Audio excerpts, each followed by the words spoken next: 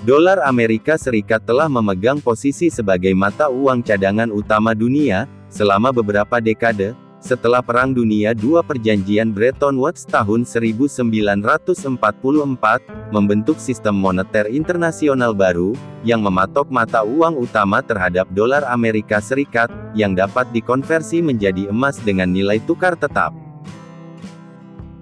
Pengaturan ini memperkuat peran sentral dolar dalam keuangan global, bahkan setelah runtuhnya sistem ekonomi Bretton Woods pada awal tahun 1970-an, dolar mempertahankan dominasinya yang didukung oleh kekuatan dan stabilitas ekonomi Amerika Serikat. Keunggulan dolar telah memberikan keuntungan ekonomi yang signifikan bagi Amerika Serikat, disebut sebagai hak istimewa yang berlebihan.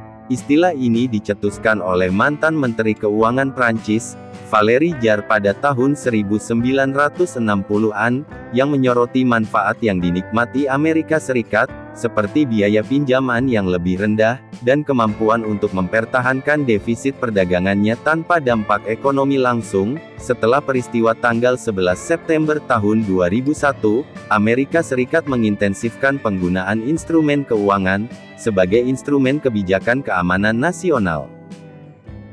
Pendekatan ini terkadang digambarkan sebagai persenjataan dolar, yang melibatkan pemanfaatan peran sentral mata uang tersebut dalam perdagangan global dan menegaskan sanksi ekonomi dan memberikan tekanan geopolitik. Pengawasan pemerintah Amerika Serikat atas jaringan keuangan internasional, seperti telekomunikasi keuangan antar bank di seluruh dunia atau SWIFT, memungkinkannya untuk memantau dan membatasi transaksi keuangan yang melibatkan negara atau entitas yang menjadi sasaran. Sebagai tanggapan atas tindakan ini, beberapa negara mulai mengeksplorasi strategi untuk mengurangi ketergantungan mereka terhadap dolar AS, sebuah proses yang sering disebut sebagai dolarisasi. Negara-negara seperti China dan Rusia telah menjadi yang terdepan dalam gerakan ini. China telah mengambil langkah-langkah untuk menginternasionalkan mata uangnya, dengan mempromosikan penggunaannya dalam perdagangan global. Rusia yang menghadapi sanksi ekonomi, telah meningkatkan cadangan emasnya, dan berupaya melakukan perdagangan dengan mata uang alternatif dalam beberapa tahun terakhir, dan China secara strategis setelah meningkatkan cadangan emasnya, sebagai bagian dari upaya yang lebih luas untuk mengurangi ketergantungan pada dolar Amerika Serikat. Bank of China telah secara konsisten membeli emas, dengan laporan yang menunjukkan bahwa cadangan emas China tumbuh selama 6 bulan berturut-turut, pada bulan April tahun 2023 sehingga total holdings menjadi 276 ton. Dalam video kali ini, kita akan membahas langkah strategis China untuk meningkatkan cadangan emasnya, dan dampaknya yang luas terhadap ekonomi Amerika Serikat, khususnya dalam lanskap keuangan global. Dan kita akan mencari tahu bagaimana tindakan ini membatasi kemampuan pemerintahan Donald Trump untuk melawan kebangkitan China dan membatasi kemajuan ekonomi dan geopolitiknya secara efektif. Video ini juga memberikan analisis mendalam tentang pembelian emas besar-besaran China, mengeksplorasi motivasi mendasar yang mempengaruhi faktor-faktor dan implikasi yang lebih luas bagi pasar global dan hubungan internasional. Keterlibatan China dengan emas memiliki dampak budaya dan sosial yang mendalam. Secara tradisional emas di China melambangkan status kekayaan dan kemakmuran, yang terutama melayani tujuan dalam perhiasan dan artefak budaya. Namun di era modern, terutama sejak awal tahun 2000-an dan seterusnya, emas mulai memainkan peran yang lebih strategis dalam mata uang asing China. Cadangan emas tahun 2018 dan 2023, pembelian emas tahunan China menunjukkan lintasan peningkatan yang jelas, yang mencerminkan strategi akumulasi yang disengaja dan agresif, dimulai dengan sekitar 250 metrik ton pembelian pada tahun 2018, meningkat hingga diperkirakan mencapai 550 metrik ton pada tahun 2023. Pertumbuhan ini dipengaruhi oleh stabilitas ekonomi harga emas yang menguntungkan, dan meningkatkan ketegangan geopolitik terutama dengan Amerika Serikat. Hingga Desember tahun 2024 cadangan emas resmi China telah mencapai sekitar 2.264 metrik ton, yang memposisikannya sebagai satu pemegang emas terbesar di dunia. Motivasi China untuk meningkatkan cadangan emasnya, memiliki banyak sisi yang meliputi dimensi ekonomi, strategis, dan geopolitik. Pikiran utamanya adalah diversifikasi cadangan devisa. Secara tradisional cadangan China sangat bergantung pada dolar Amerika Serikat, yang mencakup sekitar 60% dari kepemilikannya, yang diversifikasi ke dalam emas mengurangi resiko yang terkait dengan fluktuasi mata uang dan potensi devaluasi, meningkatkan stabilitas dan ketahanan portofolio cadangan China. Emas berfungsi sebagai pelindung nilai terhadap inflasi, dan devaluasi mata uang menjaga daya beli cadangan selama ketidakpastian ekonomi. Mengurangi ketergantungan pada dolar Amerika Serikat, merupakan motivasi penting lainnya, di tengah meningkatnya ketegangan geopolitik terutama dengan Amerika Serikat. China bertujuan untuk mempromosikan internasionalisasi yuan, mendorong penggunaannya dalam perdagangan global, dan mengurangi ketergantungan pada sistem keuangan yang didominasi dolar Amerika Serikat. Strategi ini tidak hanya menentang posisi dominan Amerika Serikat dalam keuangan global, tetapi juga memberikan otonomi ekonomi yang lebih besar pada China, dan melindungi cadangannya dari sanksi atau pembatasan keuangan yang mungkin diberlakukan Amerika Serikat. Meningkatkan prestasi nasional dan keamanan finansial, cadangan emas yang besar juga berperan penting, melambangkan kekuatan dan stabilitas ekonomi, yang memperkuat citra China sebagai negara yang kuat secara finansial di panggung global. Selain itu, kepemilikan emas yang substansial menegaskan kedaulatan ekonomi China, yang memberikan pengaruh dalam negosiasi internasional, dan memperkuat posisinya dalam lembaga keuangan global. Akumulasi emas secara strategis sejalan dengan perencanaan ekonomi jangka panjang. China mendukung inisiatif seperti inisiatif Belt and Road, dengan menyediakan basis aset yang stabil, untuk membiayai proyek infrastruktur skala besar, tanpa ketergantungan yang berlebihan pada sumber pendanaan eksternal. Salah satu strategi yang disukai pemerintahan Trump untuk melawan musuh, adalah memanfaatkan dominasi dolar Amerika Serikat dalam keuangan global, untuk menjatuhkan sanksi. Sanksi ini mengandalkan pembatasan akses terhadap sistem perdagangan internasional berbasis dolar, dan pembekuan cadangan dolar yang dimiliki asing. Dengan mengalihkan cadangan dolar dan menyelesaikan perdagangan dalam mata uang alternatif seperti yuan atau emas, China secara efektif melindungi dirinya dari kekuatan penuh dolar Amerika Serikat berbasis sanksi. Cadangan emas tidak seperti aset dolar, tidak dapat dibekukan atau dimanipulasi oleh pemerintah Amerika Serikat, sehingga membuat Donald Trump lebih sulit untuk mengisolasi China secara ekonomi atau menghukum perusahaan-perusahaan China. Amerika Serikat sering menggunakan ancaman sanksi untuk menekan negara-negara yang berdagang dengan musuh seperti Iran atau Korea Utara. Kemampuan China untuk melewati sistem dolar Amerika Serikat melalui emas, dan pengaturan keuangan alternatif, membuat Amerika Serikat kurang rentan terhadap tekanan tersebut, sehingga mempersulit upaya pemerintah Amerika untuk mengisolasi China secara diplomatis dan ekonomi. Perang dagang pemerintahan Donald Trump berpusat pada penerapan tarif, dan negosiasi ulang persyaratan perdagangan yang sangat bergantung pada peran dolar dalam perdagangan global. Tarif dirancang untuk menekan China dengan membuat ekspornya lebih mahal, sementara menguntungkan produsen Amerika Serikat, dan meningkatkan kerentanan ekonomi China, karena China mempromosikan penyelesaian perdagangan dengan yuan, dan menimbun emas sebagai cadangan.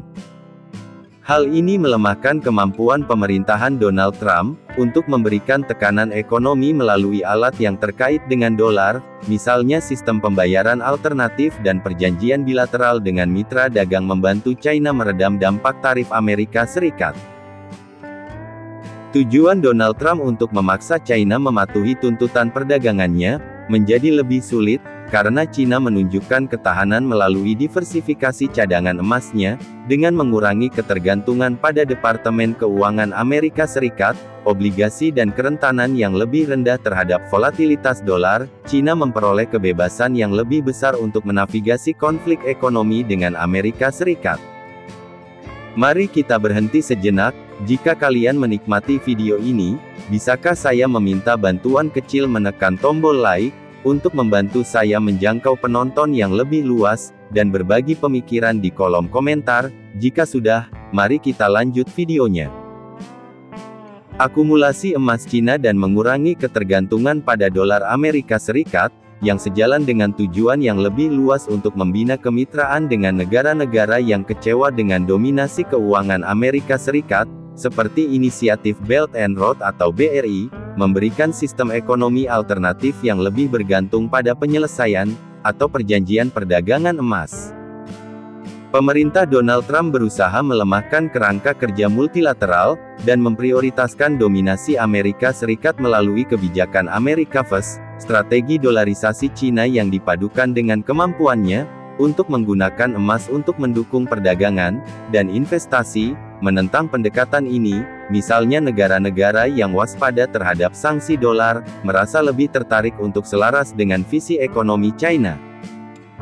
Upaya Donald Trump untuk mengisolasi China terutama dengan memperingatkan sekutunya, agar tidak terlibat dalam inisiatif yang dipimpin China menghadapi perlawanan, karena China menawarkan alternatif nyata, penggunaan emas dan mata uang lokal menciptakan pathways for nations, untuk melewati sistem keuangan Amerika Serikat yang membatasi kemampuan pemerintah Amerika untuk menggunakan isolasi ekonomi, sebagai alat strategis yang mengurangi efektivitas diplomasi dolar yang dipersenjatai. Di bawah Donald Trump, Amerika Serikat memperluas penggunaan diplomasi dolar, yang dipersenjatai dengan memanfaatkan sentralitas dolar, untuk membatasi akses jaringan keuangan internasional seperti SWIFT. Pendekatan ini merupakan bagian penting dari upaya untuk membatasi kemajuan teknologi Cina, khususnya menargetkan perusahaan-perusahaan seperti Huawei, dan sektor-sektor seperti produksi semikonduktor. Dengan melakukan diversifikasi cadangan dan menyelesaikan transaksi dalam sistem non-dolar, Cina mengurangi resiko persenjataan dolar, khususnya menawarkan aset yang tidak dapat disentuh, yang dapat digunakan Cina untuk menopang ekonominya selama krisis atau sanksi. Hal ini mengurangi efektivitas upaya Donald Trump untuk mengganggu jaringan keuangan dan ambisi teknologi Cina. Faktor-faktor yang mempengaruhi pembelian emas. Beberapa faktor internal dan eksternal mempengaruhi keputusan Cina untuk meningkatkan cadangan emasnya. Pertumbuhan ekonomi dan surplus devisa yang dihasilkan menyediakan kapasitas finansial yang diperlukan untuk pembelian emas dalam jumlah besar. Surplus perdagangan China yang berkelanjutan menghasilkan cadangan mata uang asing yang signifikan.